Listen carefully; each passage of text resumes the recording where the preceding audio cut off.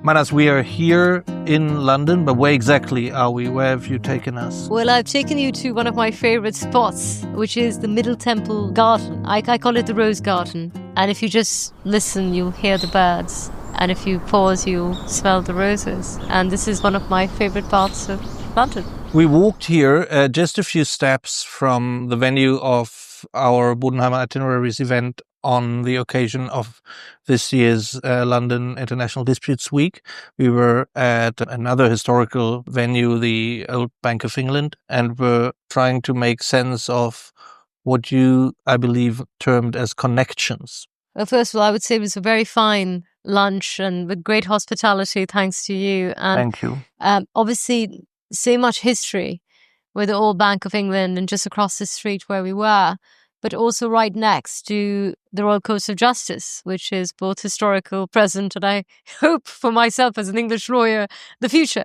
It's an incredible venue to be in, and I'm so glad we can share this with all our friends and colleagues from around the world. And it's really about that connection. I mean, we are making that connection right now as we bring ourselves out to people across the internet. And how we connect has always fascinated me, because we connect for so many reasons. We connect through law, regardless of where you come from, whether you come from Germany or whether you come from Uzbekistan. As lawyers, we immediately have a connection. We all have a common point. We are all lawyers and we all know what lawyers do. Then there are different points. I mean, we connect through history.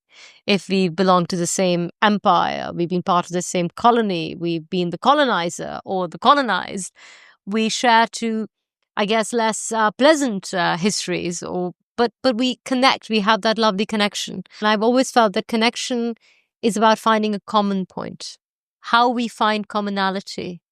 And it doesn't always have to be through conventional means. You can connect through love, you can connect through spiritual stuff, you can connect through profession, you can connect through a meal, which we just did.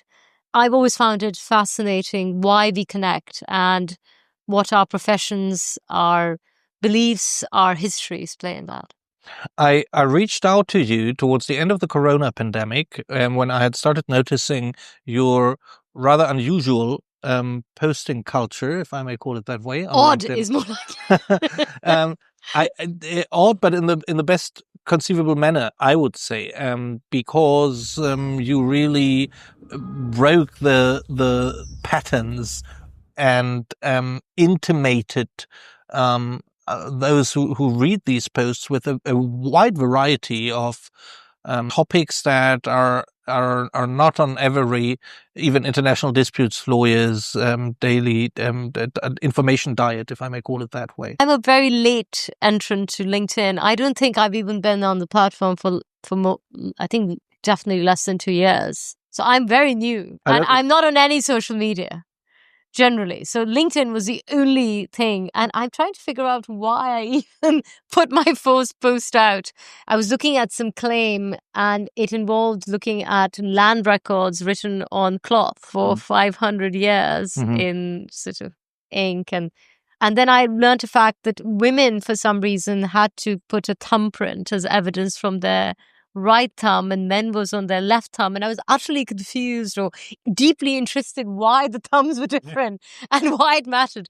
And I wrote about that post, and the response I got was, oh, that's really interesting because this in my jurisdiction is also the same from other lawyers.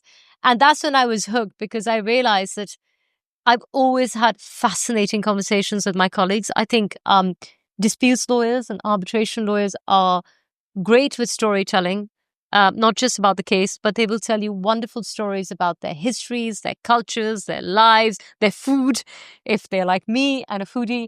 And I thought, well, why aren't we?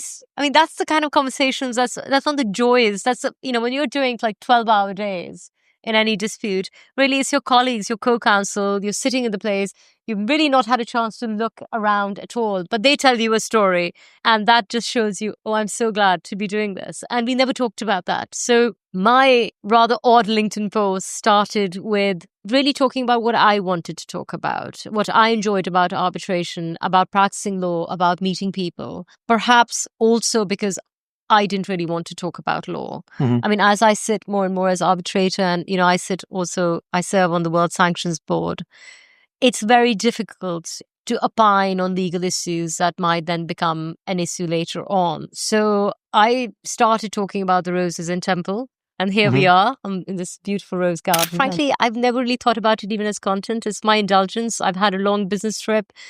I sit on the plane and I write what I want to write about. And it's it helps me connect with colleagues. And everyone's so bright. They come up with such interesting thoughts. And I think, wow, I'm very lucky to have this network.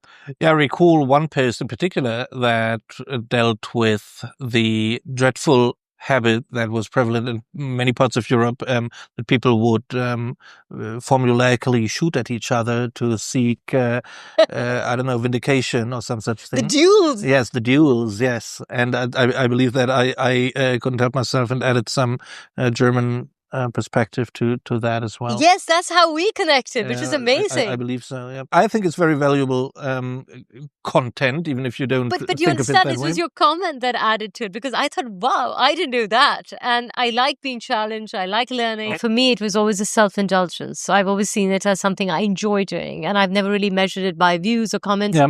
I enjoy comments simply because I learn from them. I love it when people add something to me. So I feel I've kind of, it's a bit selfish of me. I think it's a quid pro quo. If somebody says, oh, we do it like this, and I think, oh, thank you so much. This is exactly what I was looking at. I think, you're quite right. It's this conversation you have at a dinner table, a bit like the lunch table we're at. But if you sit down for lunch, very few people will talk shop. Yeah. They will talk about the weather. They'll talk about the food they've had. They'll talk about the theatre they're going to. And I think arbitration lawyers, and I'm being very biased, but I feel are very cultured and they're very international simply because of the nature of our job. If you do international arbitration, you've got to deal with cross-border disputes. So you're forced, in a sense, to learn about the best kebab place in Istanbul or, the best restaurant in Berlin. And in a sense, we learn more about each other than we think we are learning. Well, actually, I did a pure law degree. Unlike America, where you tend to do an undergraduate degree in a liberal arts, so you can do Japanese pottery and then become a lawyer. I'm very jealous of those people who can do that. I started my law degree when I was barely 18. All right, okay. So, and in a sense, we do it for less of a time than you guys, because from what I understand in Germany, you're continuously studying and it's all very impressive. We finish our law degree in 3 years and then we either go to the bar or sisters and we have a 1-year sort of course, and then you do your training on the job. But within the law course, obviously I did corporate law, commercial law, contract law, EU law, yes. All the other. But my 2 favorite subjects were Roman law and English legal history. Okay. Mm-hmm. And I thought they were very interesting for me because they helped me understand. So when we were doing EU law, and this is obviously when it was compulsory because we were part of the EU then, understanding Roman law was very important to understand how a civil law system works.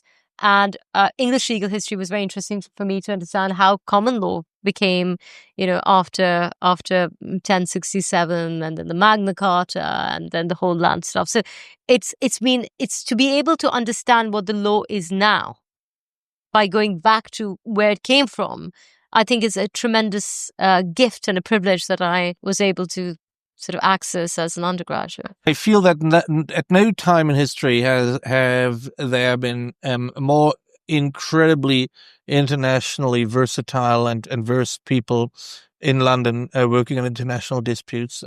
LIDW is also a testament to this whole community having opened up tremendously. From that perspective, maybe the effects of Brexit, if we look at it through this very professional lens of ours, have they been mitigated in some ways or not felt so strongly?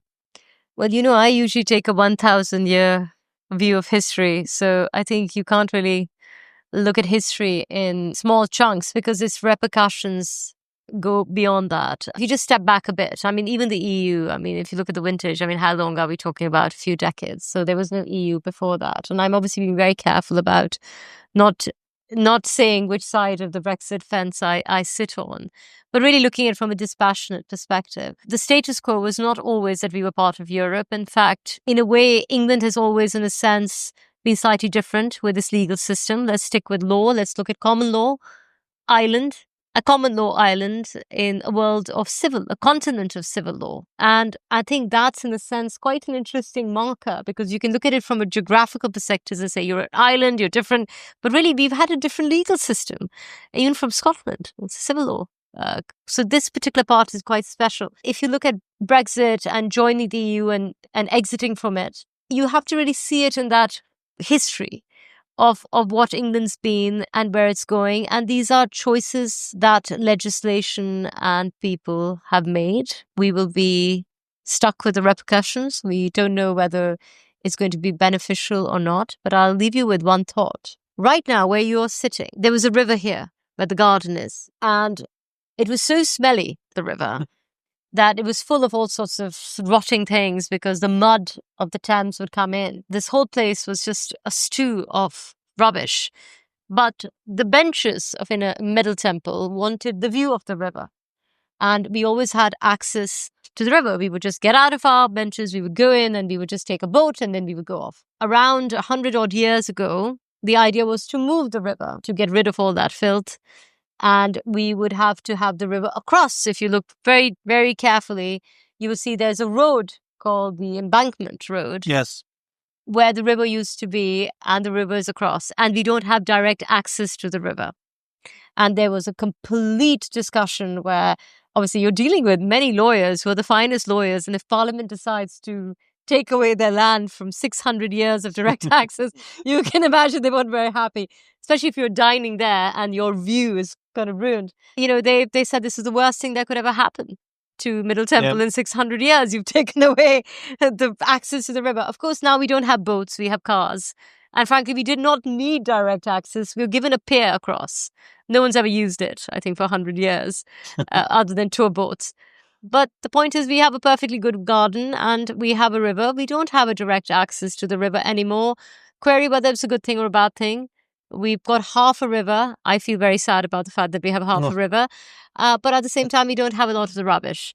So history makes its own decisions. But unfortunately, it often makes a decision when we're all dead. Well, thank you very much for having me. Thanks. And thank you for our viewers for listening. But we must seek shelter before we get drenched. Yeah, the wine. Thank you. And you're standing outside. Is that all right? Thank you.